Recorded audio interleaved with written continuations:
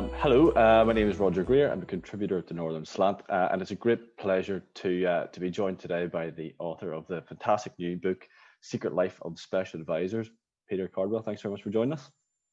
Thanks very much indeed, Roger. It's great to talk to you on Northern Slant, and really grateful for your support of the book. Yeah, no problem at all. I mean, you and I met first, it seems like about 100 years ago, when we were both working in Northern Ireland. I think it's fair to say a lot's changed and lots happened since then. Special advisor, journalist, broadcaster, and now author. For the people who might not know you, do you want to give a little bit of background into yourself? Yeah, sure, Roger. I'm from Rich Hill in County Armagh. Always interested in politics, and did politics at university, and then was a journalist for 10 years, including in Northern Ireland for a while at BBC Northern Ireland. I worked for someone you may have heard of called Stephen Nolan for a year, but thankfully the therapy has got me through that process. Yeah, I worked at UTV for a couple of years, was a reporter there. I did a few other things, worked in England for various programmes, and then got the opportunity to be a special advisor in the Theresa May government. I was at the Northern Ireland office for a year and a half with James Brokenshire, great man, really, really good guy, really loved working for him. And then he very sadly had to step down because of he had lung cancer, from which he's now very happily completely recovered. There was a period of about 4 months in between. I worked briefly for Karen Bradley, his successor. I worked briefly for Amber Rudd, the Home Secretary, and then went back to James because he came back into the cabinet at the Ministry of Housing, Communities and Local Government. He then got sacked after about a year and a half when Boris Johnson became Prime Minister, and then I worked for the Justice Secretary, current Justice Secretary, Robert Buckland, for about 6 months, and then I got reshuffled myself. I got sacked. No SpAd lasts forever, and usually it's interesting. Most people get about 2 years. I very happily got sort of 3.5. I wouldn't change it. Like, some of it was awful, but most of it was really interesting. And by all means, the highs and lows are in the book. Finally got my hands on in the last few days. It's quite a weird process to write something on your laptop, which I did during lockdown, and then finally it's in your hands. You know, it's an odd process. Absolutely, and I suppose for most of us, lockdown involved trying and failing to learn to bake bread, or trying and failing to run more than a couple of steps every day. I mean, you've written a book, you've put us all to absolute shame. Well, I also can't bake bread or with myself, so I failed on those fronts definitely. But yeah, I do have a book at the end, so that's the main thing. But it's funny actually, because a number of people have commented on how nice the cover is. A really, really good kind of artist who did this sort of quite cool cover with sort of the kind of pulling the strings and all the rest of it. And I've always said, let's hope people do judge the book by the cover and by its results. So there we go. Yeah, and I had a look at a few of the passages in the press this weekend. Particularly enjoyed you trying to teach Karen Bradley how to memorise the Northern Ireland counties using the fat lad system, or how you cost £300 million due to a single text.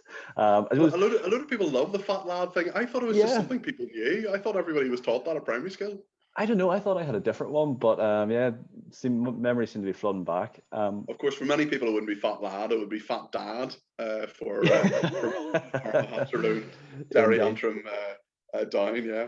Indeed. And I suppose you must have been collecting these little snippets of gold for a while. And I suppose the process of putting these all together during lockdown, did that add its extra difficulties, or did it just give you a chance to get on and do it? It was kind of free therapy, to be honest. I mean, I'd been through a really, really intensive 3.5-year career. I mean, I always say, if anybody ever gets the chance to work in politics, do it, because it's many, many things, but it's not boring. And I had just been sacked, and then lockdown happened.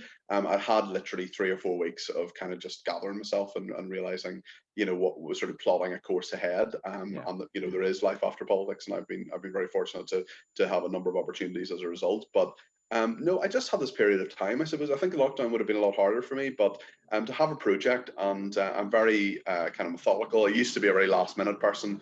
Now I'm very much somebody who plans things, and I sort of thought, right, I can probably write 70,000 words in 7 weeks if I do 10,000 words a week. So that's 2,000 words a day. let's get up at a reasonable hour, write 1,000 words before lunch, have lunch, write 1,000 words after that. And I mean, people are sort of saying, people have said to me, oh, I can't believe, your incredible output. And I sort of thought, well, writing about James Brockenshaw's kind of ovens and, teaching Karen Bradley that lad is, it's not a la recherche to Tom Perdue, it's kind of, it's an easy thing to write, basically. And I mean, you're forbidden actually as a special advisor, keep a diary. You're not allowed to keep a diary. Yeah. So a lot of the stuff was just kind of remembering and talking to people who were there at the time and just having phone calls and saying, do you remember this kind of thing? And some people were very helpful and some people ran a mile. So there we go. Yeah. And I suppose, special advisors and SpADs, given a pretty bad rep at times. I think of sort of betrayal and things like the thick of it, or how they're represented, even things like the RHI inquiry in Northern Ireland. Is that fair? What's your typical SpAD like, and is this book going to set the record straight and give an insight into the typical life of a SpAD? I hope the book is hopefully fairly warts and all. It is a very weird job. There is no doubt about that. I know it's slightly different in Northern Ireland. The main difference being that they get paid more than we do. But that's a major difference. That is a major difference, and one which I consistently remind friends of mine here, special advisors in Northern Ireland, about. But anyway, when it comes to paying for drinks, but no, the thing, there is no typical SpAD. There's no manual in terms of how to do it, apart from maybe my book or how of course to do it. I don't know. But it's a very, very weird job. You do all sorts of things. You're kind of a friend, you're obviously an advisor. You're looking at policy, you're looking at media, you're looking at you're protecting your minister. And the thing I've always said, the thing that kind of that a SpAD has to have, certainly in the Westminster system, if you're not just another civil servant, if you're not just another person in the office, you've got to have a connection to number 10, and you've got to know the mind of your minister. And knowing, it took me a while. I would say it took me 6 months actually to know how James Brookenshaw really thought, what he thought about things, how he was going to react to a certain situation. It takes a while to get to know someone, especially when you have that kind of relationship. I would like to think that I acted in an ethical way. I would like to think that there were obviously things that obviously hammered Labour as much as possible. Of course I did. Went out of my way to make life difficult for them and Jeremy Corbyn. And absolutely, this time a year ago, we were fighting the election. Absolutely no doubt in my mind that Jeremy Corbyn would be a disaster for the country. But at the same time, I think you've got to. I think there are people who, because there's not a huge amount of accountability, and there probably should be more accountability for SpADs. I mean, you have 2 approvals, your minister and number 10, and if one of those kind of goes, then that's it. Your job. But that's kind of it. There isn't sort of a huge amount of accountability. I was definitely told off, as I outlined in the book, a couple of times by the permanent secretary of departments I worked in, most notably Sir Jonathan Stevens of the Northern Ireland office. I think made his full and frank exchange of views on a number of occasions, even though he's actually a really, really decent, reasonable human being. And most of the time he was correct, actually, in that I'd flown off the handle at somebody or sent an email I shouldn't have sent or something like that. But he still couldn't have sacked me. It was only the Secretary of State or number 10. So I mean, it's tricky to get rid of SpADs, and if unless it's the centre's. Whereas if you're a civil servant, there are all sorts of mechanisms of accountability and performance review and all the rest of it. And there are good and bad SpADs, just as there are good and bad shop assistants and doctors and civil servants and all the rest of it. And hopefully, I was one of the sort of less rubbish ones. Yeah. Well, I mean, I'm just thinking back to when you did lose your job and you announced it on Twitter, and I think it was Andrew Gwynne, the Labour MP, who described you as one of the good ones. So maybe that's a thing. You say you hammered Labour. He was James Brockenshaw's shadow Secretary of State at in the Housing, Communities and Local Government brief. So Andrew's a really great guy, and I think, as so many people involved in politics know, you've got competing demands, you've got things that you want that are totally different in Northern Ireland. It may be the future of the union, which is absolutely fundamental. But at the end of the day, most people, not everybody, but most people who are in politics want to make life better for other people. You may disagree with their methods, you may disagree with their ideology, but essentially they're kind of good people, and not everybody, but a lot of people could earn more money doing less work, basically. And I think people do it largely because they want to. Of course, they're egomaniacs. Of course, there are people who are completely ethics free.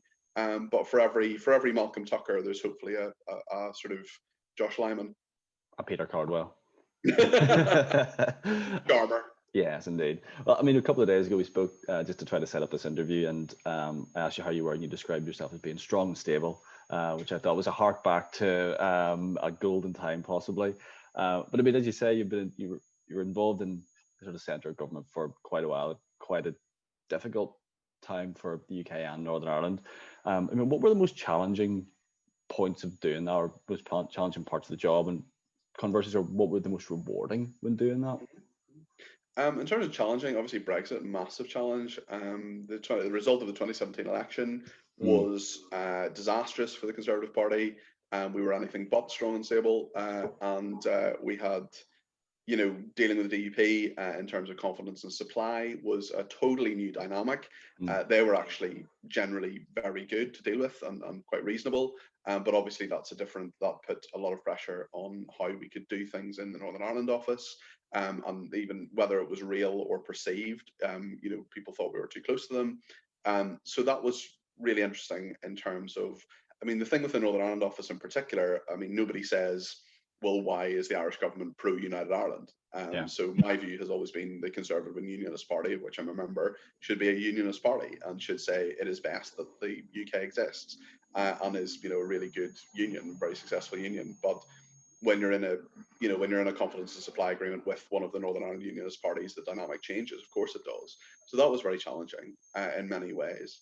And I think set back, Stormont being restored, probably despite the best efforts of James and Karen. And actually I had a cup of tea with Julian Smith, or as I call him, Mo 2.0, because was successful, most loved Secretary of State since Mo Mullen. And he was very kind and said, look, the groundwork was the SpAd work was absolutely done by James and by Karen to get the agreement that was the New Decade New Approach agreement passed. But no, that was really difficult. Brexit in general. What else? I think well, just the last kind of 6 to 8 months of Theresa May's administration was just awful. It was just horrendous. I mean, we were in office but not in power. We couldn't really do anything. We're just paralysed by the parliamentary arithmetic, by the arguments over Brexit, and then Boris Johnson came in, and that all got better for a short period. And then coronavirus happened, and I wasn't in government during coronavirus, but clearly the government's having a lot of problems with that at the moment. And as we sit here speaking on Monday, there hasn't been a U-turn on free school meals, for example. So it's kind of sad to see some of that happening, because I know there are some really, really good people, and certainly my wing of the party, Amber Rudd, was my boss for a short time. She once asked me you said, Peter, what wing of the party are you on? I said, Amber, I'm on the sunshine, lollipops and rainbows wing of the party. I'm as left wing as possible to be and still be a Conservative. And what really about a lot of the perception of the Conservative Party is there are people like James Brokenshire, like Chloe Smith, actually, who's one of our junior ministers, a really, really good person, like Karen, like various other people I know who I work with, who really do care a lot about making people's lives better. And I think this kind of Tory scum kind of stuff is really difficult and really horrible. And I think we need to have a slightly more grown-up conversation about how we treat politicians and people involved in politics, because as Isabel Hardman says in her book, which is another really good book, which is the second best book you can read this autumn, is we get the wrong politicians for a reason, and that's she outlines that in her book. Yeah. So I do worry. We're just putting good people off. With there's Roger. You and I probably should be involved in more than we are in unionist politics in Northern Ireland. But I live in England, and I know that. I know that's part of the fact of unionist politics is Northern Ireland politics is just so toxic in many ways. A lot of people are put off.